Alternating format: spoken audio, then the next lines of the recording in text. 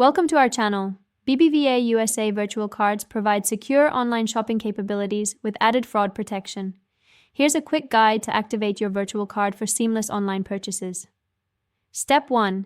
Visit the BBVA USA website using your computer's web browser or download the BBVA mobile app on your smartphone or tablet. Step 2. Log into your BBVA USA account using your username and password. Complete any two-factor authentication required for security. Step 3. Navigate to the credit cards or virtual cards section from the main menu or account dashboard. Step 4. Look for your virtual card listing. If it's new, you may see an Activate or Enable Virtual Card button next to it. Step 5. Click on the activation button and review any information about the virtual card program, including how virtual card numbers are generated and used. Step 6. Follow the prompts to activate your virtual card.